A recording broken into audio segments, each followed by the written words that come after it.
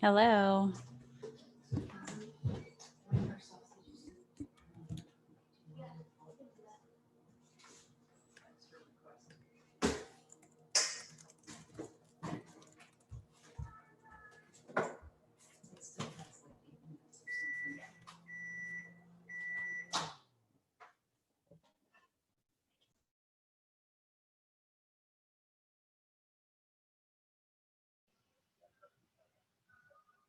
Good morning, Jenny. Good morning. How are you? Doing good. How are you? Good. I'm having to send a couple people the link Why again. isn't your picture there, though? Hi, Jenny. Can you hear me? I can hear you. Yes. Hi, Richard. How come my picture's Can you not see there? him? Can't see you. No. My There are picture- Mara said there were two things you had to do. You had to do internet audio, and then you might have to leave and go back in. Oh, here. Let's try to. There it is. Oh, good. Oh, now we see you. Hello. Hi. Hey, Amos, are you able to take the screen and share, or do I need to do something It here? says host disabled participant screen sharing. Okay, let me see. I just clicked something else. Can you now All right. share? So you want us to keep our pictures on this or to hide ourselves? We like seeing your face, Richard. Okay, well, I just don't know how many you're going to have. Oh, yeah, there'll be a few of us on here. Okay, looks like you've got it, Amos. I'm going to mute myself so you guys can't hear my dog.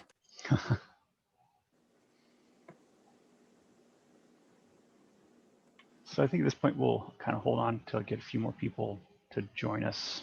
I guess it was actually pretty early. We've got another 10 minutes, but 5 minutes. But you are seeing my screen up here with the PowerPoint. Okay, great.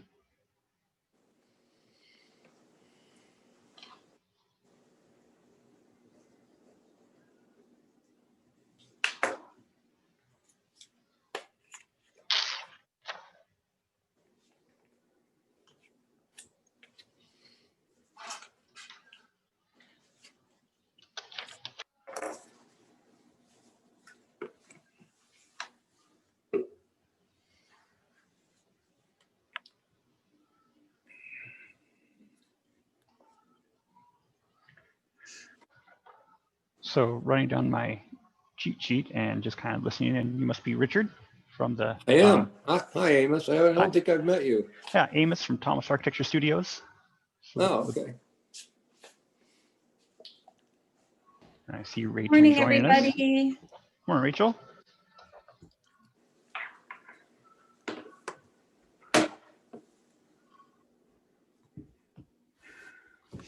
How do I see all the people? Slide.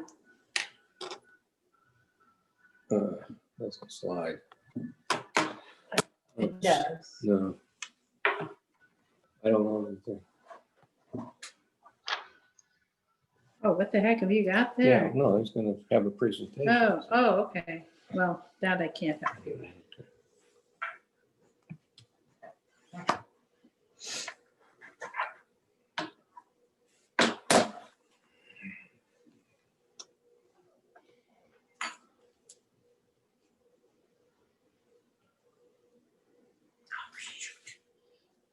I knew I was going to do that.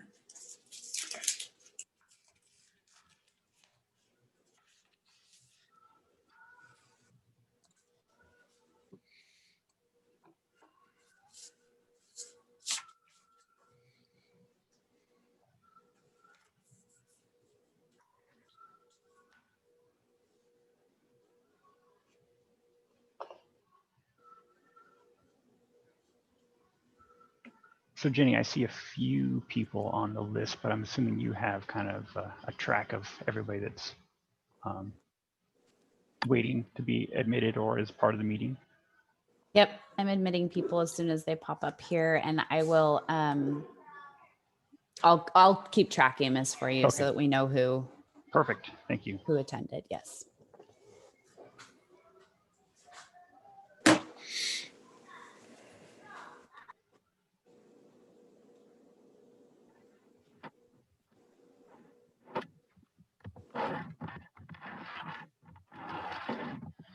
So then, Rachel, as we're kind of waiting for people to join, should I just hold off, let you start with the introduction, and then pass it off to me, and we'll Yeah. start the presentation? Yep, that sounds good. We still have a couple minutes. Yeah. Let folks hop on. Perfect.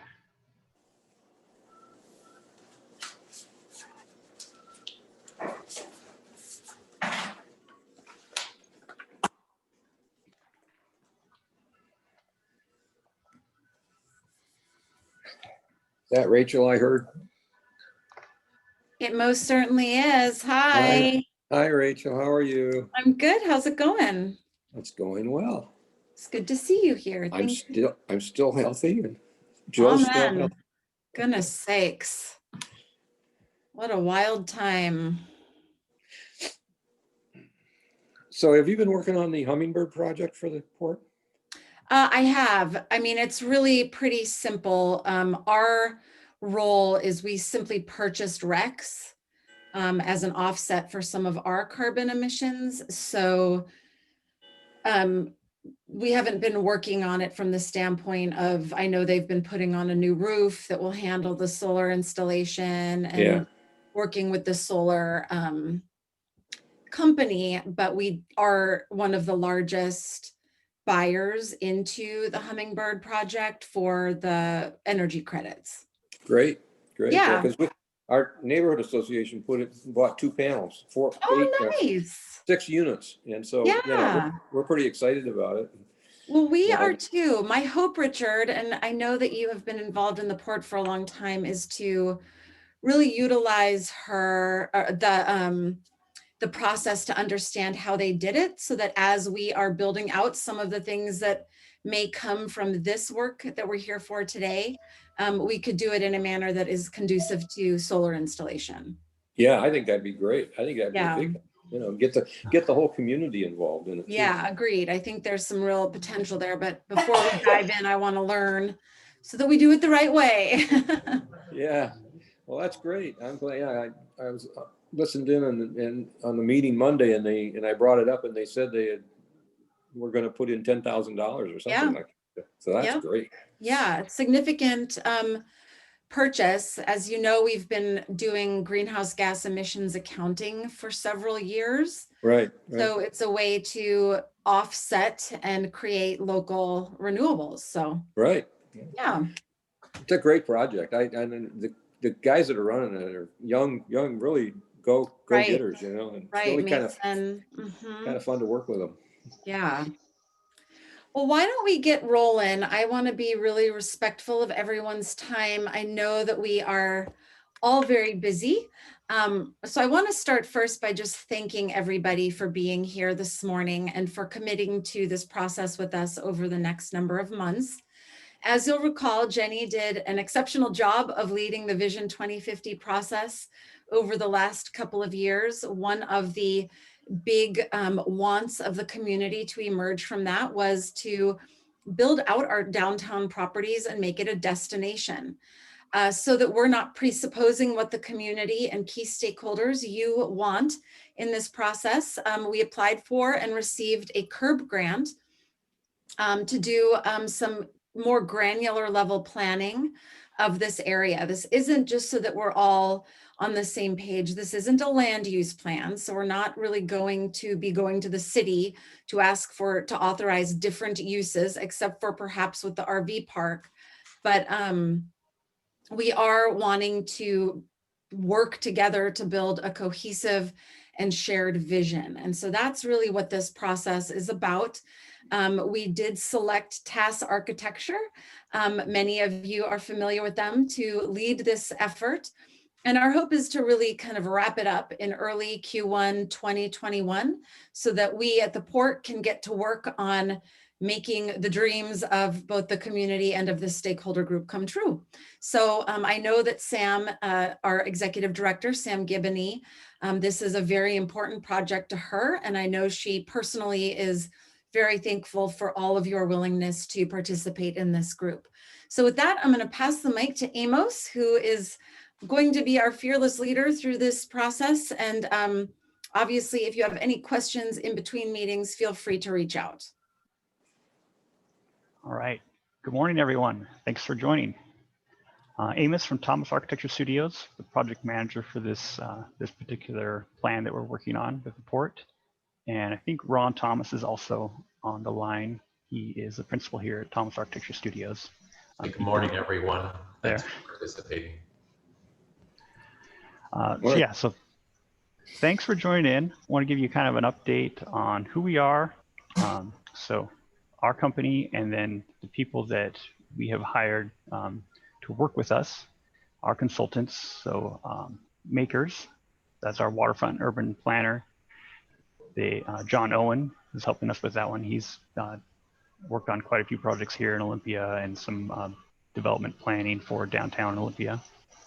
For the site landscape, we have John Payne, and then our civil engineer, Bob Connolly from SCJ. We also have Mont McDonald, Abigail Mitchell. She can help us out with any kind of port or coastal engineering if need be. And as far as up here on the top right, we have the advisory group, which is all of you. We'll get into the select stakeholders momentarily. And then basically our company will be reporting to Rachel, the project manager, who then kind of ties back to the commissioners at the end of the project. Project schedule. So we're here in October. A lot of information and gathering that we started back in September. Our first meeting today with the advisory group, and then we'll get further into an actual development plan, and then down here in December, we'll refine that after a few public outreach meetings, and then a final presentation, which will take place early February to the commissioners. You'll see up here we have the kind of our internal meetings with the port. These red dots here are the advisory group meetings that we're going to host, 5 of those. We had a separate meeting for the Squaxin Island tribe, but that's actually been incorporated into this advisory group. And then we have 3 public outreach meetings. One thing I'd like to talk about, and we can address this maybe later on, is our next meeting, November 11th. That is, we found out that's actually on Veterans Day. So we might want to consider rescheduling that depending on how many people can attend. So put some thought into that and be prepared at the end. We can go over that further. Our public outreach meetings, November 18th, December 16th, and January 20th, just at key intervals throughout the project to get some feedback from the public. So this is the existing project site. This is pulled from the port. Basically, they have their different areas within the port, North Point, Swantown, kind of the market district. And then on the right, you will see the project site location, and the yellow outline, that's the scope or the boundary of this project. This is an aerial view. So north is to the left, the existing project site. And then we have overlaid what we have is basically our CAD or design drawing background. On top of that, you can see in the pink, the area of the project. So we're starting to knit together our project base plan as we're moving forward to help prepare our waterfront development destination plan.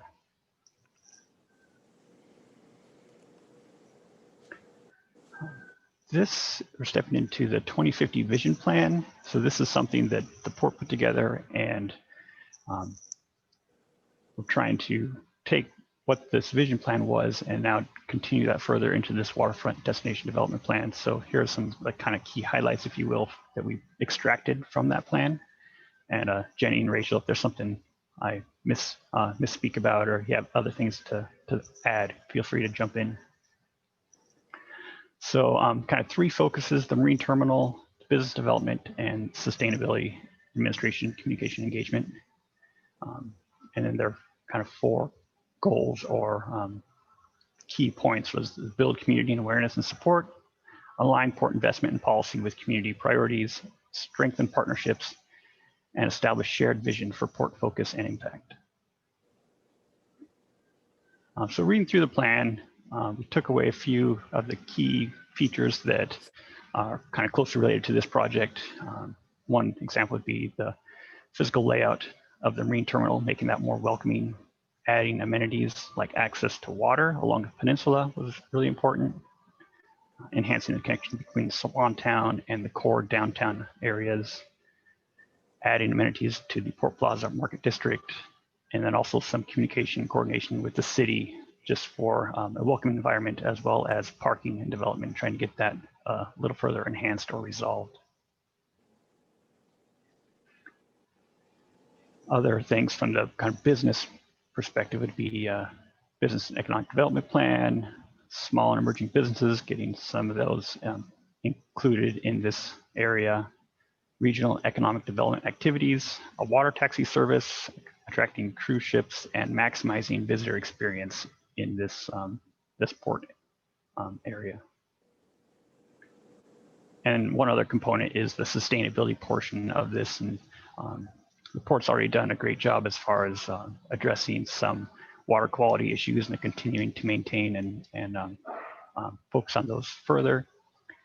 One thing the study asked was we look at key climate adaptation and mitigation actions. Some of you might see that as like a sea level rise, for example, as an issue, and we'll talk about that later on.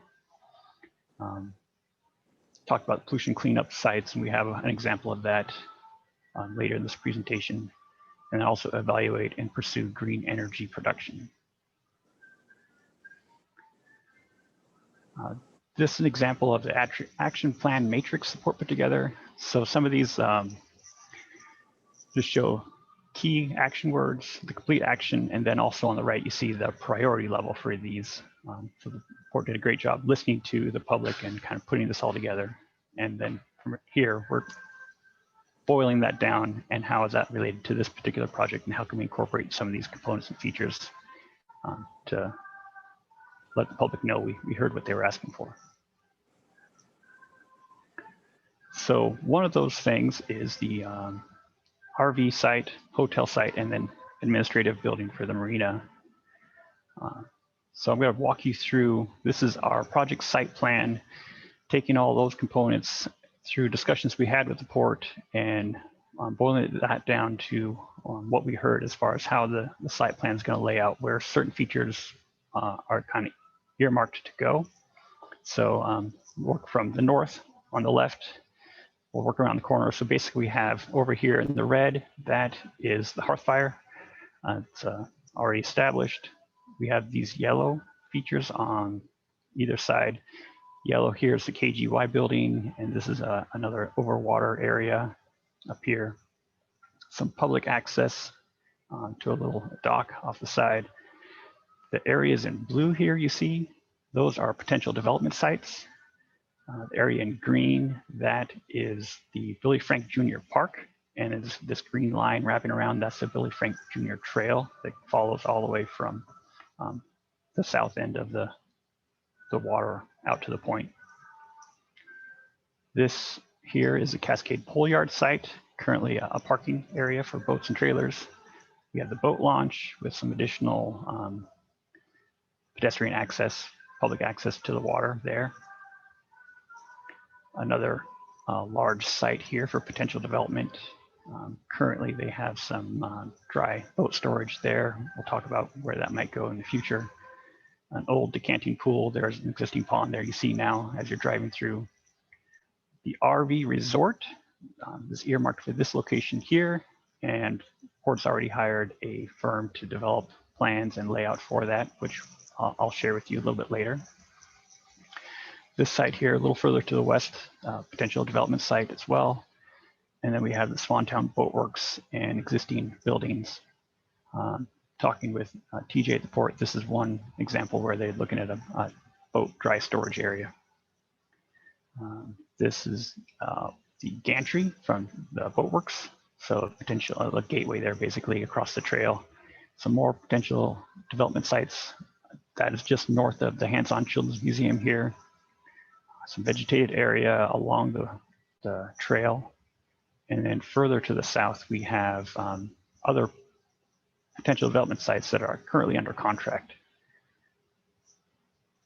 Some of these items in gray. So we have the Hands-On Museum I mentioned. This is all lot here.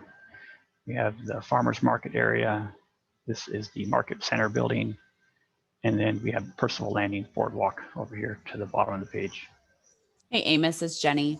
Yeah. Hey, getting a comment that we can't see your pointer on the screen Oh. if you're using pointers, so we're not able to see what you're referencing. I mean, we can I'll follow along. But that's kind of see good. a little bit, but and then I was just Good to going to know. let everyone know I can email this out to everybody, the presentation, so that you can also see it a little bit better on your own. Perfect. Thank you. So jumping in, some example of the RV resort, just some features of park that the plan that they plan to want to develop on the site. Support to the study back in February of 2020, and they see this as a revenue generating source. So this is a great opportunity to bring people down to the port and kind of bring some liveliness, if you will, in that area. This is an example of the plan that was generated. So that's the current site. And then this next page, you'll see a layout. There are 25, I believe, lots for RVs.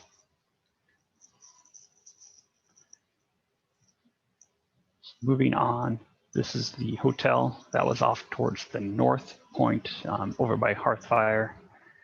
And they're studying a potential hotel, destination hotel, if you will, for this area.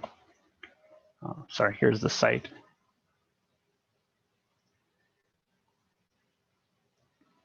And the port also did a couple of studies for these hotels, 2 separate studies over the last couple of years. And as far as the quantity and features, it's roughly 120 to 150 room hotel, restaurant, lounge, meeting space, and fitness area. And then this is an example of studies and comparisons they did for local sites, and kind of also a site rating. So a couple like DoubleTree, the Hilton, Hotel RL, all these comparative examples of number of rooms and location, and then just analysis saying very good to excellent for this particular location.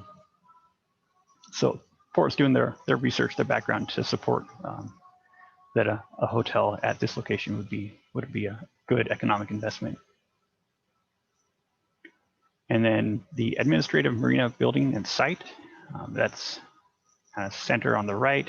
You can see on the left, the number 6 there in the center, kind of grade tone. That's the RV site that we were talking about earlier.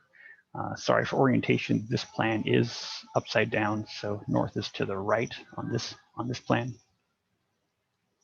So you can see the areas in yellow as potential buildings, which would also include leasable office and retail space.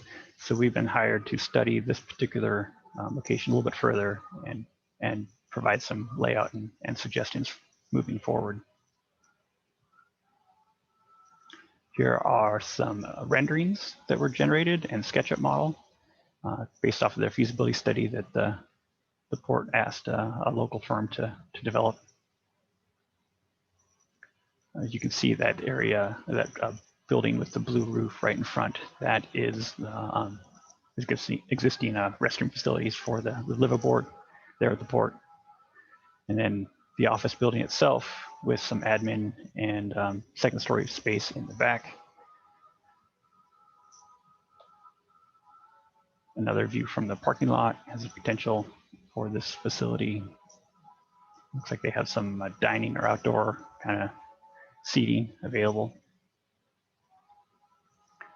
And then one other thing we want to go over, review, or discuss is the parking.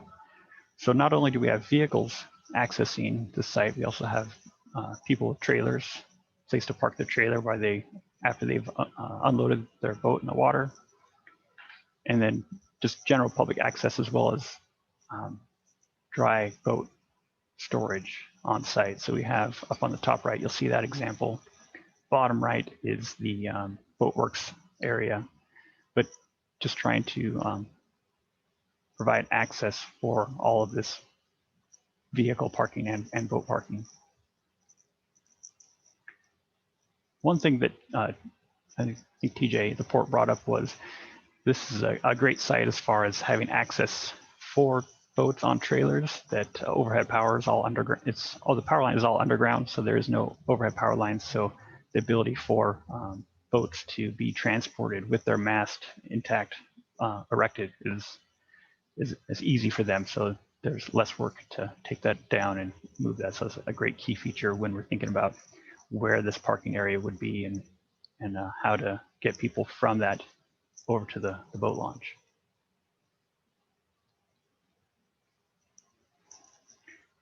So next I'd like to go over public-private development sites. So walking back through this map, now knowing that you can't see what I'm pointing to, on the far left, we have that blue future hotel site. And then kind of top left, you'll see the future admin building.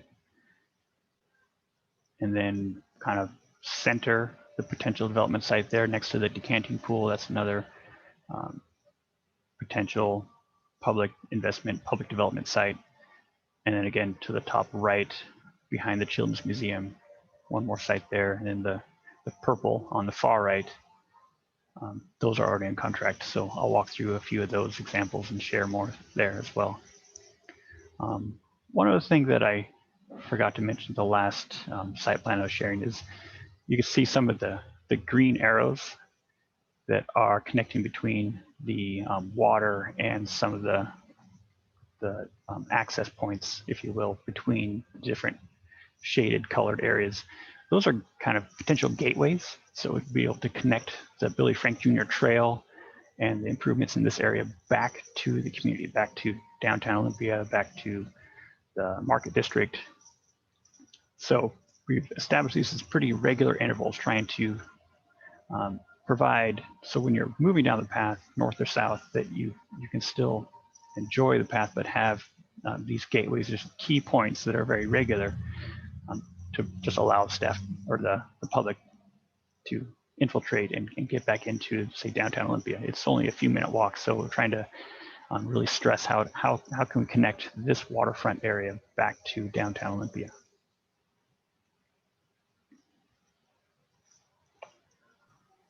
Okay, Amos, we have another question regarding, did the hotel study include additional parking? I'm not sure if you can answer that or if Alan needs to jump in and answer that. I did see in the report that it did cover parking for the site. If Alan has some more information, we can definitely have him provide some feedback. Yeah, as far as site layout goes, I mean, they considered either on site directly at the hotel or possibly using adjacent Cascade Pole site for parking if the existing uses didn't demand all of it. But as far as a fine level detail on it, that has not been done. Okay. So some examples of potential development sites, opportunities here for mixed use with potentially retail or commercial below and a possibility of residential above. Because we are in the shoreline area, we are limited to a maximum height. So that does provide some restrictions, but we're digging into those codes and restrictions a little further so we can incorporate that in our development plan. Some other features like parking, restaurants, retail, kayak rental, event venue space, just some components that we're studying to try to integrate into this plan. This is one example of a development site that's under contract and is actually under construction now. The Westman Mill, that's right in front of the Hands-On Children's Museum. So the large 4-story, 5-story building is going up currently. And then they also have 2 more townhome buildings going up left and right of that. So a total of 86 units, I believe. And then you'll see on the bottom photo, right in the foreground, a boardwalk. So that's kind of a key feature that's connecting State Avenue to Marine Drive. So talking about gateways and connecting downtown to the waterfront, this is one key feature that's already in place. It's going in construction within the next year. And this particular site is owned by the port. It is a long-term lease by a developer, and he's constructed these buildings here. And this site was actually a site that had some contamination on it. So the port went in and did a cap on this. So remediation, there was some excavation, take out some hotspot key areas. But this is an example of developing on the port, which is one of the concerns with some contaminated soils, that the site can be capped, developed, and there's no issues with development on top of those areas. I should point out, Amos, that while we are able to develop and essentially create a cap by virtue of a building, there are some limitations. And Mark, I think that gets to your question. For example, we can't have community gardens on that site. So while we can build on the contaminated sites through a cap amendment, cleanup action plan amendment, we are not able to do some things that would get people deep into the soil. So just want to throw that out and answer Mark's question. Great. Thank you. Also next to that site, so this is the kind of center, that's the Westman Mill site where the buildings are currently being constructed. And then to the north of that, you'll see lot 10, another potential site that's under contract with that same developer, as well as lot 12. Nothing, as far as I know, scheduled for development there yet, but there's potential for some infill in those empty lots. And again, those are port-owned property that would be established through developed on through a long-term lease. This is another. I was just gonna say, we have another question. I don't know if you want me to hold questions till the end, Amos, or do you want? There is time at the end for questions, but yeah, go ahead. Okay, well, this one is from Paris, and he's asking, is it also possible for local nonprofits to be developed in these potential development sites? Absolutely. is the answer to that. And any and all ideas are welcome at this early stage. We'll discuss some others in terms of meeting pavilions, maritime museums, a longhouse at a very special place. And that's one of the wonderful opportunities that this advisory committee has, is helping the design team to brainstorm before we go out to the public at the public meetings. This is important. If we help prime the pump when we ask and present this to the public, it's always easier to be creative if you have other suggested ideas. And so we would love your input. Yeah, so the answer is yes. Go ahead, Amos. So this is another potential development site, Swantown Upland. You can see Batdorf and Bronson kind of up and to the right, and the farmers market building up in the distant right. So large open site right there on a very key corner as far as intersection traffic goes. So there's a lot of potential for this area. What you don't see on this slide on the bottom right is that pond or log yard or decanting pond you see on the far left here on this slide. But there's a lot of connection. It's right there next to, you'll see what would be the RV site in the background, that green grass area, that's the RV site, RV resort location there. So again, trying to connect or make a gateway connection from the water through this particular site and then off to the farmers market area. This potential development site, you'll see Swantown Boatworks to the left, on the top left of that image. But this is a site directly behind the Hands-On Children's Museum, which you'll see on the far right, and that's their parking lot in the kind of foreground of that. So again, another site there that's just... And these particular sites are a little bit more sensitive, just because we do have kind of, while they're not under contract, we do have just discussions going on. The Children's Museum for the site on the right has liked us to kind of keep them in mind as we move forward with this property. And then the one on the left, there's just, public facilities requirements and with lots potential expansion in serving the community, there may be a need for lot to utilize the property on the left, what we refer to as the shark fin or the fin property. So these properties are, currently vacant, but there is, more conversation to them as we work forward. Great, thank you, Alan. Oh, I guess Patty's on this call here. So yeah, I didn't want to share too much without speaking to her. But yeah, the Children's Museum does have very much an interest in the site on the right, and we've expressed essentially a handshake agreement with them that we would not pursue development of the site with any other party before we offer that to them. Great. Just another photo of that particular site. You see the water in the foreground, lot in the back, and hands-on museum on the far left there. This is another potential development site, KGY Radio. So they're under a lease currently with the port that is going to come of an end in a few years. There's potential that the KGY could renew that lease, but we're just looking at this as a potential site for overwater development, which is pretty rare here in Olympia. So it's kind of it's a great prospect. We'd like to be able to look at this a little further and see what we can come up with. Moving forward to kind of the trail, park, and then sea level rise aspect of this plan. Recently, the port worked with the Mccleskey Island tribe and dedicated this particular trail and park and called it the Billy Frank Jr. Trail. And it's 1.2 miles from, you see in the far left, that's that Olympic Drive, all the way out to the point right there next to KGY Radio. It's a crushed gravel path.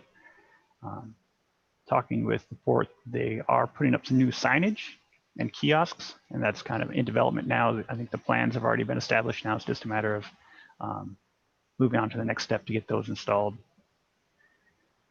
And then there's just potential talking with the tribe for a kind of storytelling along this path. Can we integrate key features along this path that could help tell the story of the Mccleskey Island tribe? A couple photos of the path that's looking on the left. You'll see a photo looking north, Swantown Water Marina on the, or East Bay on the right there. And then on the right photo, that's the park at the north end. You see KGY in the background. So it has a few benches, picnic table. It's a kind of quaint little park up at the end of the point. Seen lots of people come out and eat lunch there, or you see people walking that path pretty regularly. And then kind of amenities for the parks area. A lot of wildlife viewing opportunities out there. On the top right, you have the hands-on Children's Museum, and you also have that East Bay Public Plaza, which is in front, has that kind of water stream effect out front. Currently closed due to COVID, but hope to see that open up soon again.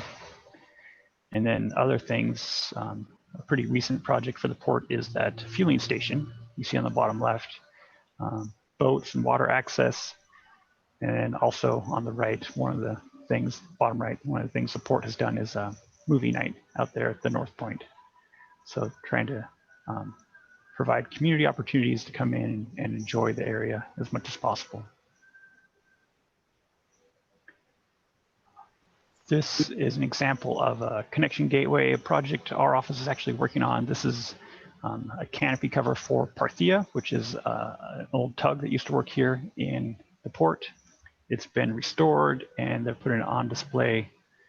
This site is the little triangle square to the left would be the farmer's market, and kind of the project site, if you will, what we're looking at would be in the background there. So this provides a nice gateway or a connector, again, pulling people from project site back to the downtown area and even connecting to a Percival Landing area. So kind of getting into sea level rise. I know this is kind of a concern for lots of people, and rightly so, just about how we're addressing that in the downtown Olympia area. We've worked on many projects that have addressed that through different key features, so we're pretty familiar and aware of it. On the left, just an example of the shoreline you see. So in the dark gray, that's what our shoreline used to be back in 1956, and then it continued to press out 76, 1910. 1935 was a pretty big infill. And then you have our present day shoreline today. Can I just interject really quickly, Amos? I see a question from Mark with regard to our ability to develop over water. Mark, we have the KGY footprint as well as another dilapidated dock over by Hearthfire. Anything beyond that square footage would require mitigation. Not impossible, but not very user-friendly, so to speak. So our initial discussions have been to keep whatever overwater work we do to the square footage of our existing footprint. That being said, there are ways to do more overwater if that is what we hear from you and the community.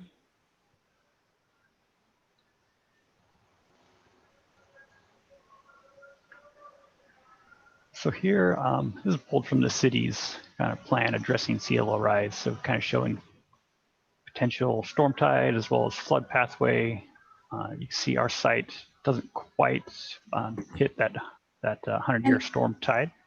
Amos, I'm going to also interject here. The city was the lead on this plan, but I want to give adequate kudos to Lisa and Lot, who was a partner in this. And she is on the phone, as well as the Port of Olympia, who was also an equal partner. So this plan reflects the thinking of all three organizations with deep roots downtown. Great, thank you for that, Rachel. So you see on the right, not fully affected our site area, but definitely something we want to address as we're moving forward with development for the kind of long range health and longevity of our site. This is an example of some of the ways to address sea level rise. For example, you see in the top left, raised streets, elevation of the street itself to get out of that sea level floodplain.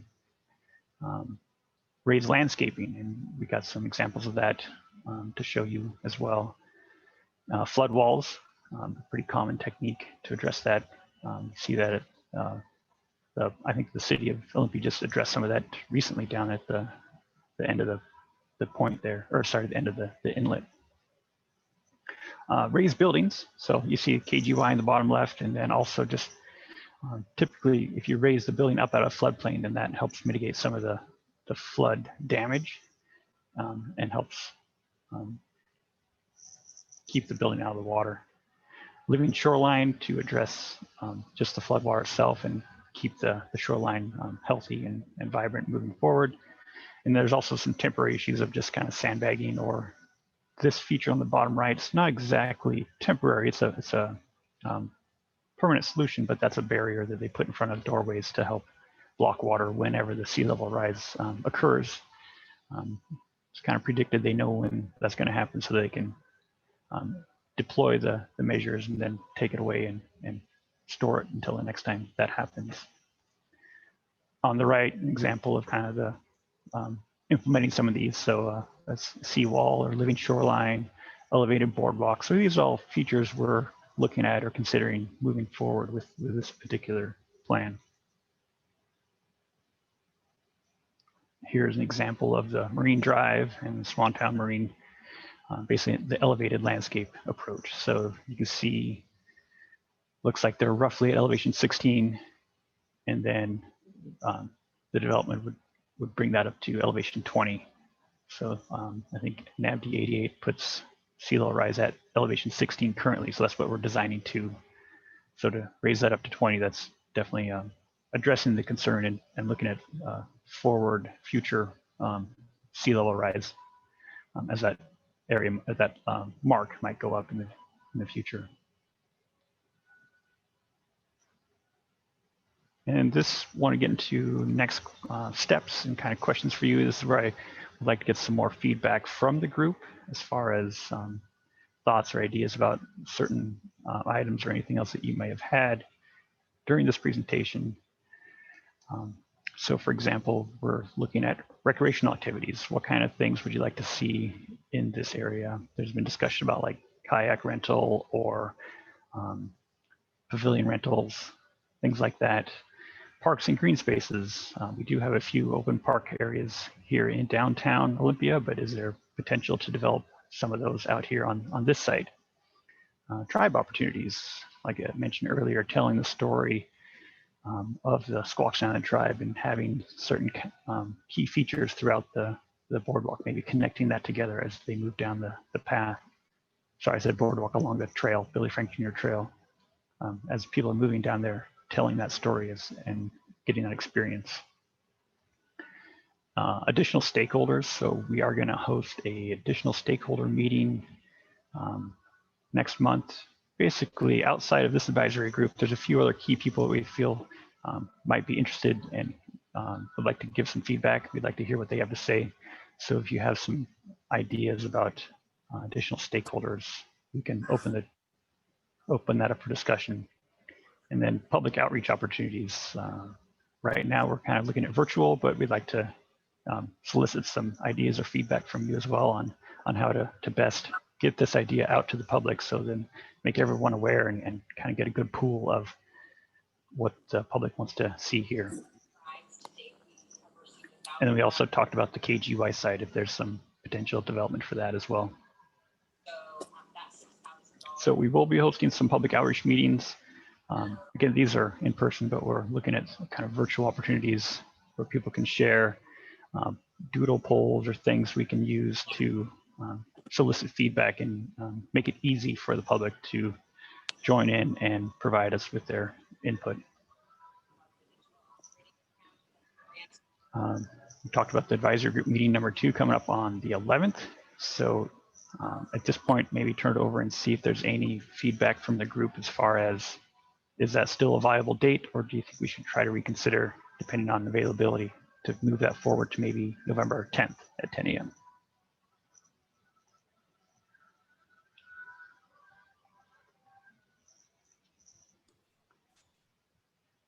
Amos or Jenny, this is Todd Katz. I don't know if right now is the appropriate time to give feedback. Yeah, we could actually probably hold off on next steps and see if there's any questions or comments in general from the group. Love to hear what you have to say. Great. For those of you I don't know, my name is Todd Katz. I'm the executive director of Olympia Downtown Alliance. Really exciting opportunity overall for our community at large. What a great amenity on the waterfront. Makes a lot of sense. As an Olympia resident, I'm excited about that. If I put on my Olympia Downtown Alliance hat representing our stakeholders, in the core of downtown, I do have real concerns about when you talk about massing of retail and restaurant uses and the potential competitive nature of those. I've been in, worked in communities in downtown Long Beach where there was a waterfront development that was built adjacent to the, historic core of the downtown. Downtown Renton's another example with the Renton Landing. And it's not gone well for the downtown overall, and it's really been competitive for the downtown. Obviously, our downtown businesses are struggling right now with COVID and with extenuating circumstances. But even as we move through that window, that is a concern. I think hospitality would be an amazing, complementary piece to our downtown. The other thought would be, if in fact that's the direction it moved, and I think you will get feedback from downtown businesses about restaurant and retail uses, but if in fact it did move that direction, what are the corridors that could be developed to lend to, better throughput from a waterfront development to the downtown core? We already have challenges in moving people, for example, from the Children's Museum to the downtown core. I don't expect that to change, and this is just going to be further out. So just kind of want to go, don't want that to be a surprise. I want to go on the record as letting you know that that's, something that I'm going to be taking a hard look at. Great, thank you, Todd. And that kind of brings awareness that I probably had a little faux pas at the very beginning, that I know all of you to some degree, but you probably don't all know who each of you are. So we'd maybe take a quick minute to roll through. Todd, you've kind of introduced yourself, but maybe we just go through the rest of the advisory group and kind of get to know who you guys are going to be working with over the next few months. Amos, why don't you just call out various people's names as you go down through the list? Okay. Jenny, you might have to catch me if I caught somebody that's not on, but how about Leonard Bauer?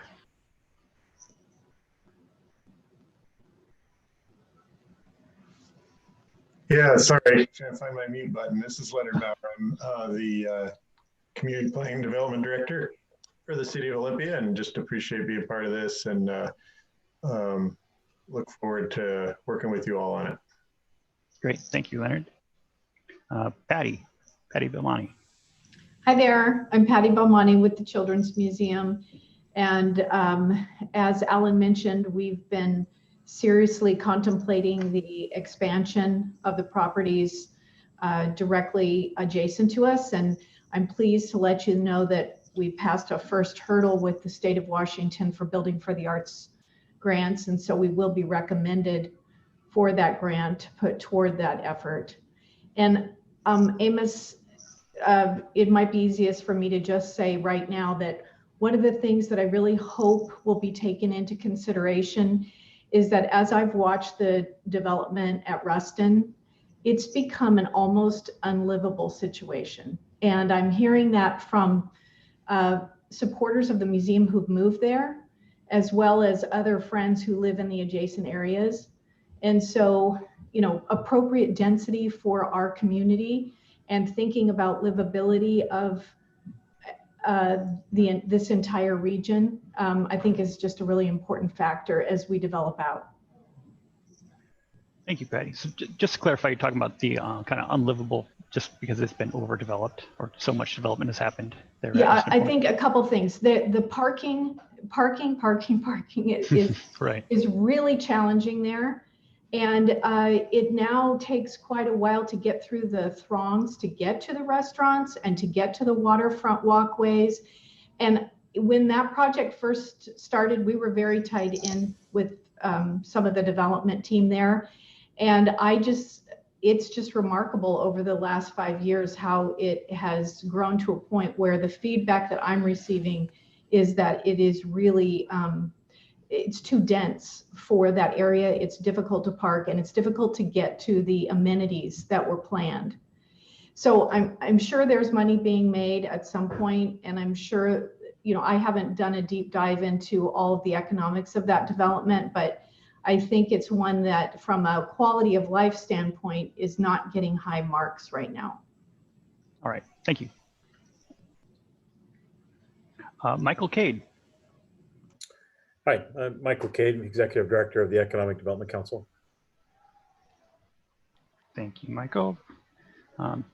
Todd, we've already introduced you. If you had anything more to say or other comments, you can throw that in there now. Good, thank you. Mark Daly. Hi, Mark Daly. I'm the Executive Director at Thurston Regional Planning Council. Thank you, Mark. And then Lisa Dennis Perez. Hi, Lisa Dennis Perez with LOT Clean Water Alliance. I'm the Environmental Planning and Communications Director. Great, thank you, Lisa. Chuck Fowler. I guess I'm the old timer of the group. I've been involved in Olympia's waterfront development and Harbor Days and State Capitol Museum for about 40 years. So I am past president of the Olympia South Sound Maritime Heritage Association and involved, as Ron and Amos indicated, in the tugboat Pafia restoration and public exhibit project, which will be in the Market District. And I just think this is a great project. It's a continuation of all the wonderful development we've had at Percival Landing and all. And I like especially the connection, which Todd was interested in and all of you are interested in, between Percival Landing Boardwalk, Port Plaza, and then the connector to the whole East Bay complex. There are some very exciting developments there. I'd like to mention one more opportunity, and that is the fact that a year ago, after 20 years of work, we in Washington were given a new heritage area under the National Park Service. Congress approved the Maritime Washington National Heritage Area. That heritage area is 3,000 miles of waterfront from Grays Harbor all the way up to Neah Bay, down the strait, all of Puget Sound, including Olympia, all the way up to the border at Blaine. The Washington Trust for Historic Preservation is the coordinating agency. They are putting together a management plan now to get this public-private partnership, nonprofit operating. A consultant has been hired, and there will be federal matching funds coming down from the National Park Service to provide for capital project funding and operational funding when the management plan is completed and that approved by the National Park Service. So that's coming along in probably 2022, 23, but we should be tying into that because that is a great funding source. There's going to be between $300,000 and $400,000 annually coming down to support projects within the Maritime Washington National Heritage Area. So I'm very excited about that. The other thing I'm excited about is the conversation this morning about cooperation among nonprofits. We are aware of the estuarium's needs. We are aware of the Arbutus Folk School's interest. We are aware of the Olympia Area Rowing Association. We certainly want to work with the Squaxin tribe. And I think as far as maritime heritage and education is concerned, that subgroup ought to be meeting to develop some ideas on what they would do related to this East Bay development project. There's some exciting possibilities, but so far, the individual organizations haven't gotten together to talk about these possibilities. So I think this project and this planning effort is a good time to do that. Thank you. Great, thank you, Chuck. Next, we have Noreen Light and Myron Hellinger. Hi, this is Noreen Light and Myron Hottinger, my husband. And we are full-time liveaboards. We're here on our boat today in Swantown. So everything you're talking about is our neighborhood. It's right outside our door. We walk through it every day. And we've lived here for about 4 years. We have a very vibrant community here in the marina. And we have absolutely fabulous staff at the marina. So we're here to just give you our perspective as people who live here every day. Thanks for including us. Thank you. Paris Mccleskey. Hi, I'm Paris Mccleskey. I'm the Executive Director of the Puget Sound Estuarium.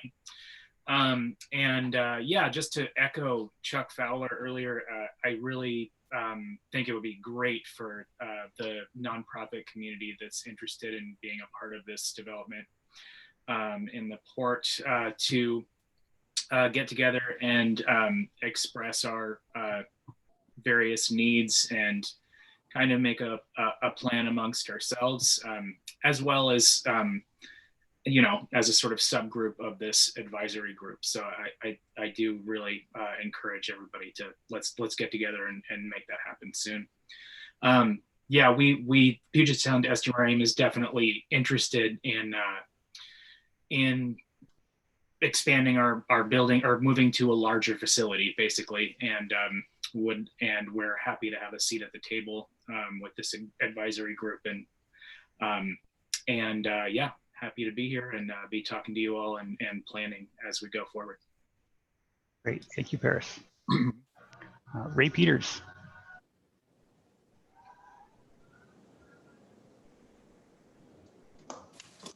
Yes, thank you. I'm multitasking. I have a couple of Zoom meetings going here. Ray Peters with Squaxin Island Tribe, Intergovernmental Affairs and Tribal Council Liaison.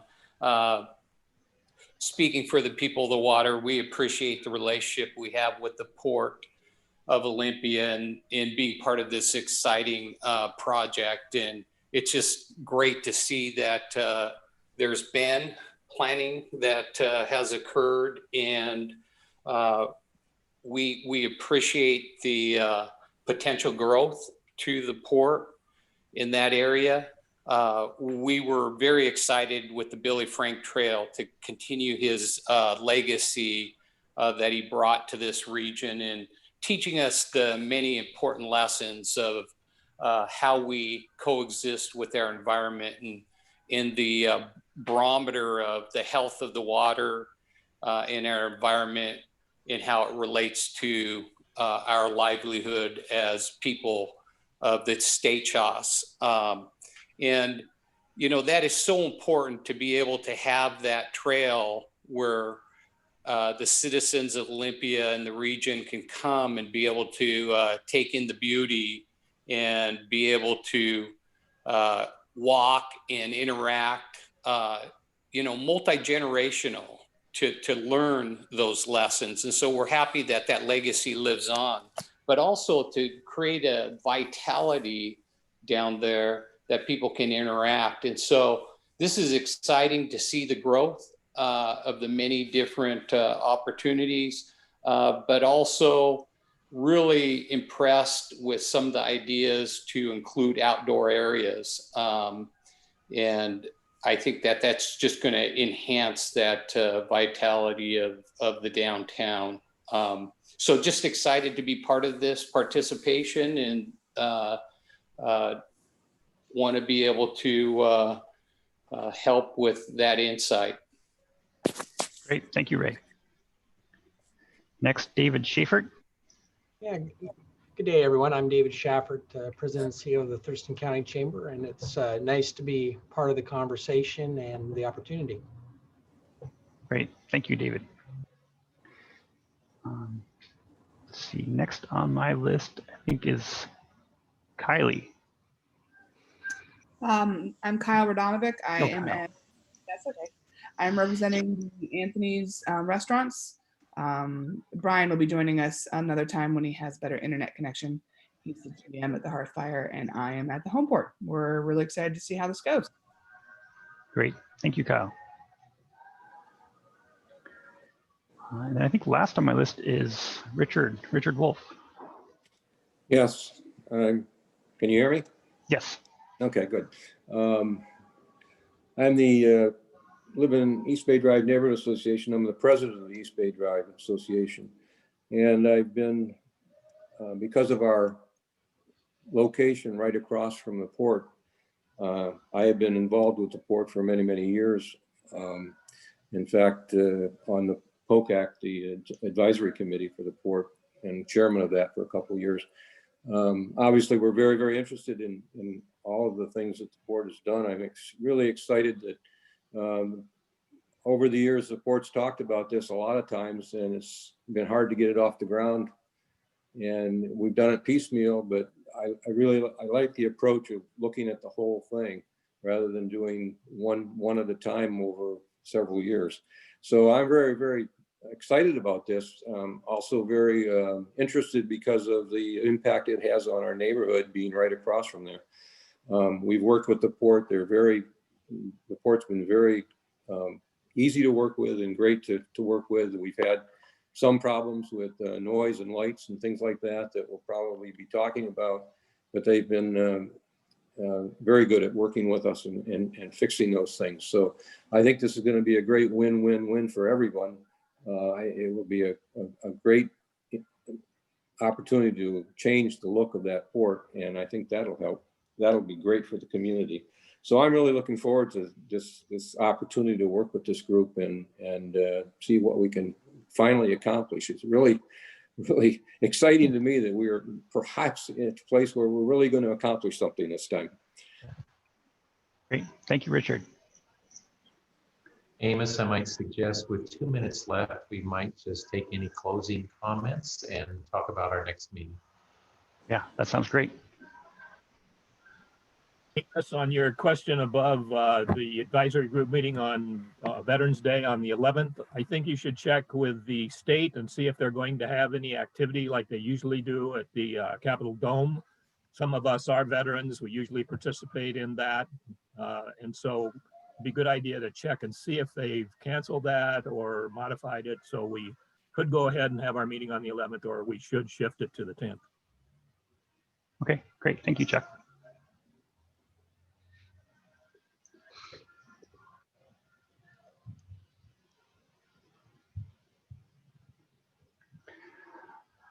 Other items that we're trying to address, maybe I'll send out an email and solicit some feedback, but the select stakeholders. So we have Artibus, Folk School, Olympia Area Road Association, Battle from Bronson, Yacht Club.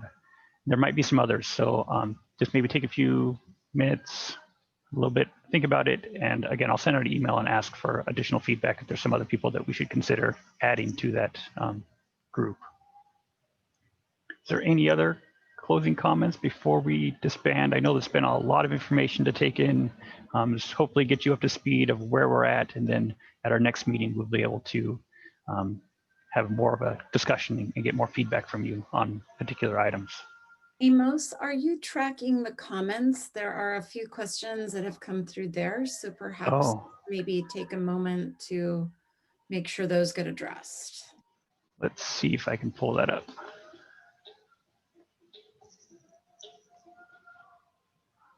I'm not seeing that. Maybe someone could just read them off to me. Sure. So Leonard, you said before we sign off, I want to suggest an additional stakeholder be the Downtown Neighborhood Association. Want to affirm that that is duly noted. So Emos and the team will get that, that taken care of. Michael Cade, just a quick, Patty Belmonte. Hi, thank you. Michael Cade, just a quick comment. I completely agree and support the inclusion and incorporation of a nonprofit strategy. Maybe the prep discussion could include the notion of the focus of the nonprofit agencies and their mission tie with the waterfront neighborhood. I will say from the beginning, our grant does not fund convening nonprofits. That being said, that was very duly noted. And perhaps this is a springboard for those NGOs to come together and to return to this group with a strong proposal. I think that's all the questions that have not been answered. Okay. We can note, we do see some suggestions on here also for people are already commenting on some of the things they'd like to see as well. So I'm making note of that, and we'll document. Get that folded in. Great. Yeah. Thank you, Jenny. So we're a little past 11 o'clock. I'd like to just thank you again for your time. I know you all have a very busy schedule and lots of activities going on, but I appreciate you being part of this group. We look forward to further coordination with you and bringing you kind of our plans and get your feedback so we can help make this a wonderful, successful project. Thank you. All right. Take care. Have a great day. Thank you.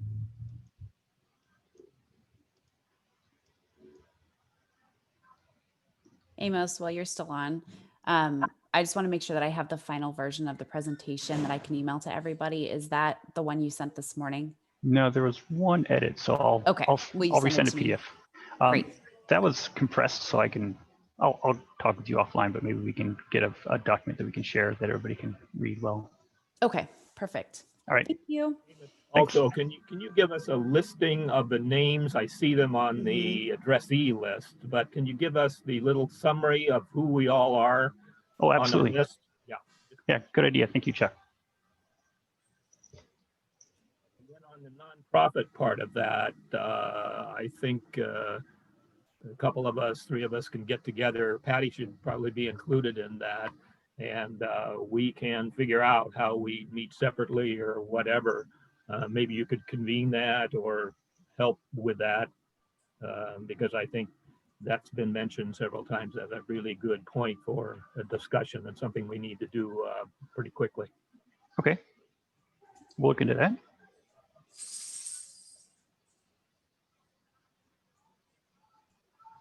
But it was a great session. I learned a lot, and I'm glad you put all of this together. I think it's a very, very good presentation. Great. Thank you, Chuck. Thank you, Chuck. All right. We good? I think that's it. Okay. We will touch base then, Amos. And All right. perfect. Thank All you. right. Yeah, thank you. Bye now. Bye.